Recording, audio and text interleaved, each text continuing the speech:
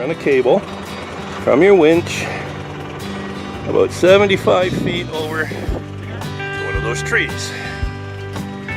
And then you hope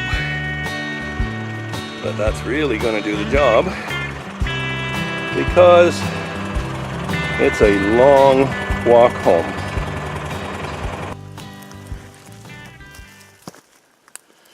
There's been a tornado in our province here south of us, long way south of us. Didn't affect us in a big way, but whatever disturbances in the wind and so on, for the last 4 days we've had some very strong winds, nothing like tornado class, but nevertheless, and just constant rain for 4 days. So finding a little dry wood right now is getting to be a bit harder. And out here looking for these grouse, and like an idea to stop and, you know what, that, have a bit of tea or something. To be actually completely honest about it, it's just nice to be out here.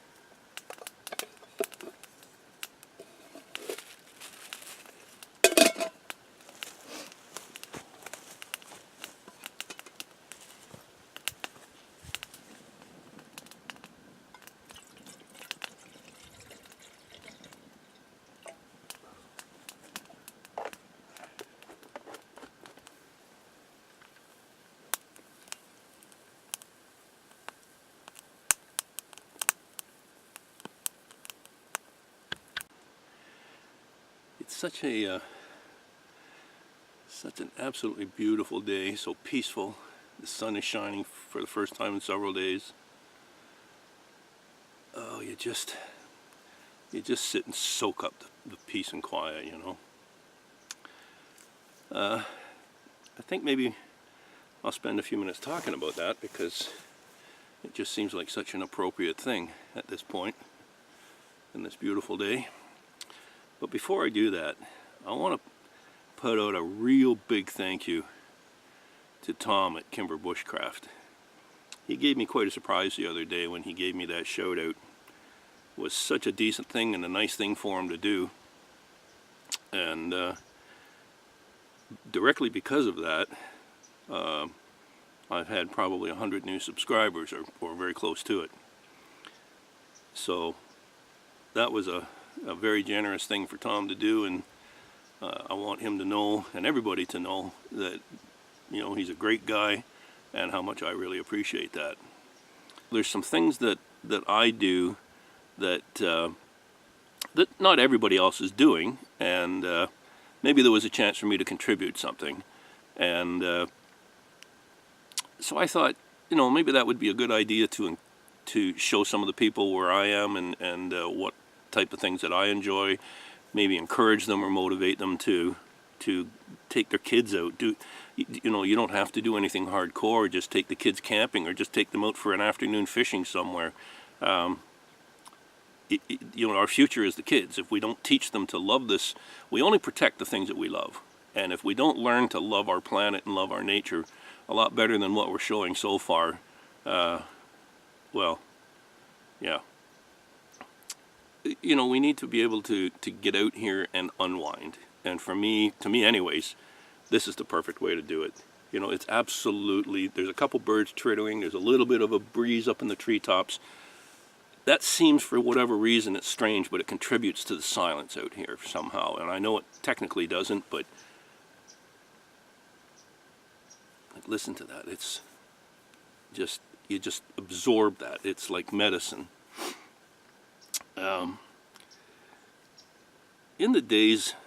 In the last several years maybe, prior to that, I hadn't heard the terms prepper or survivalist.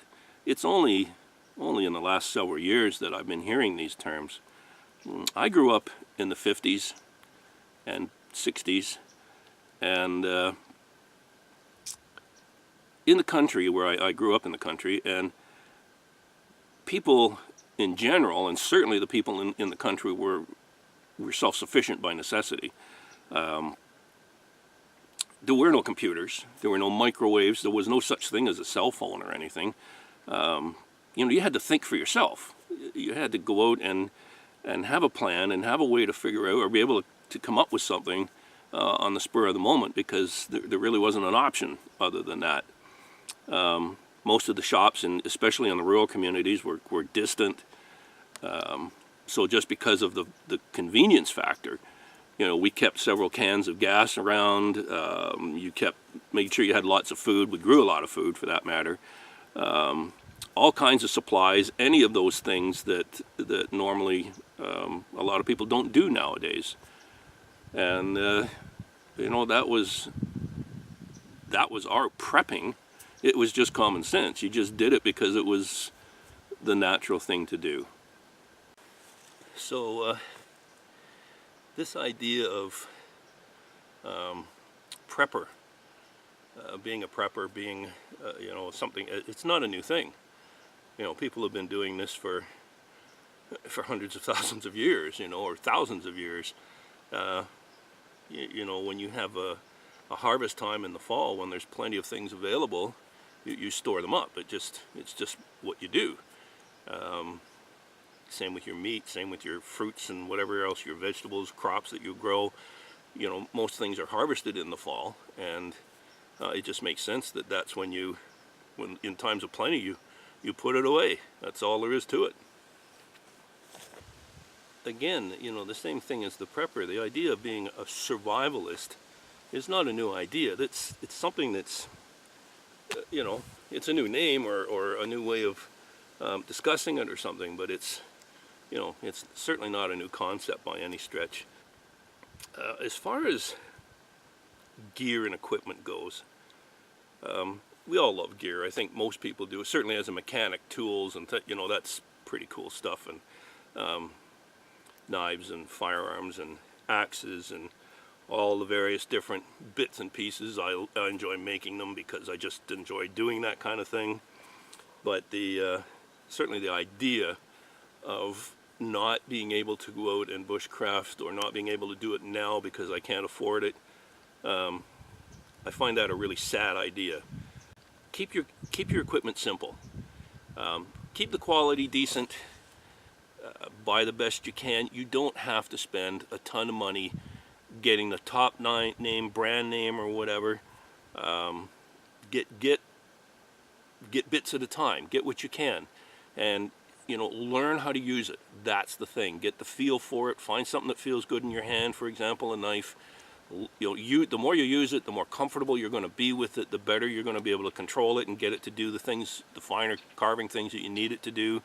And that's the kind of thing you need to start out with. You don't need a $300 knife or a $400 pack or you know, all of the other fancy brand names. It's not going to help you. It's just, you know, the thing to do is to get out and get started. Take advantage of these opportunities.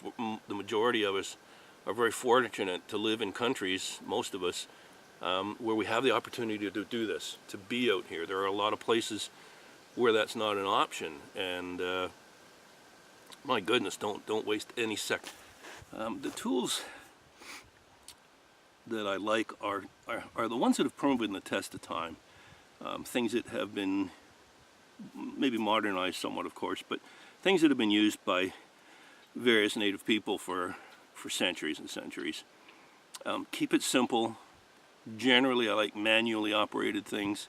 I guess the point is that, well, all of our technology is making things more convenient, faster to do, and all the other options that you get from it.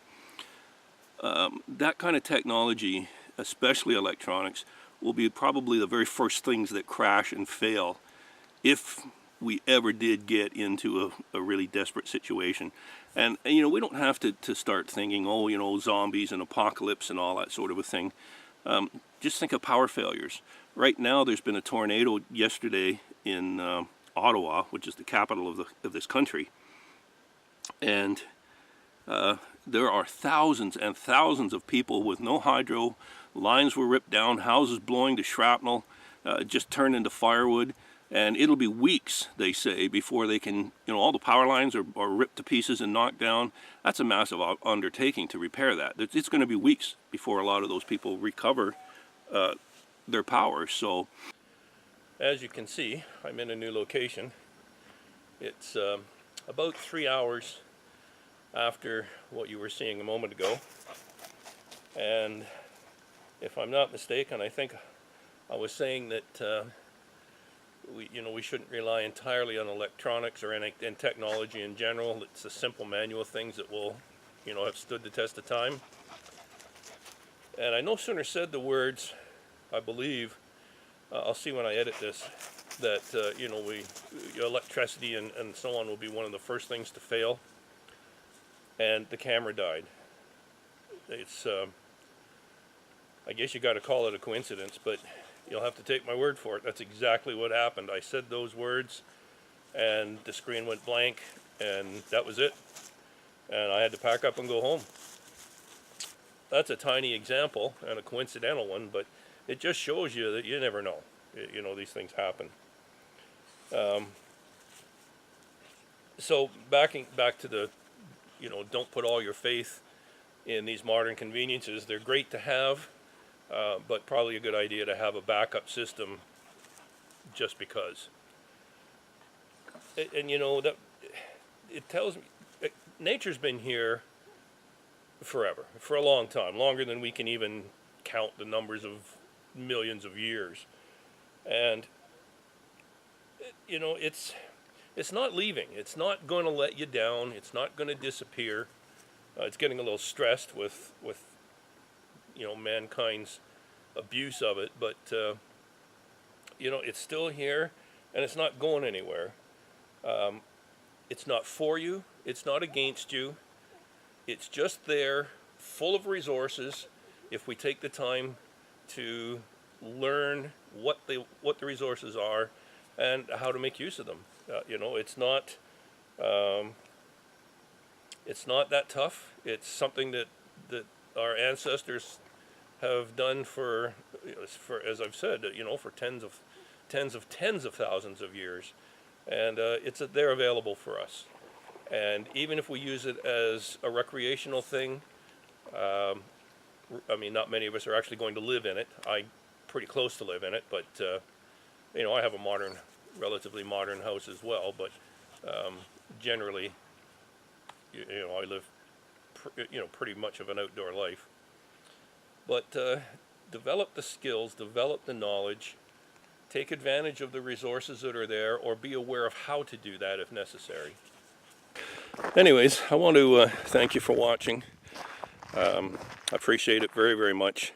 I want to keep doing these, and I'm thinking that if anybody sees something that they like, or doesn't see something that they'd like to, mention it in the comments, and we'll see if we can do something to accommodate that. I want to thank you for watching, and if you haven't subscribed, I would appreciate it if you did. And if you liked it, please share it with someone and click the like button. And we'll see you the next time.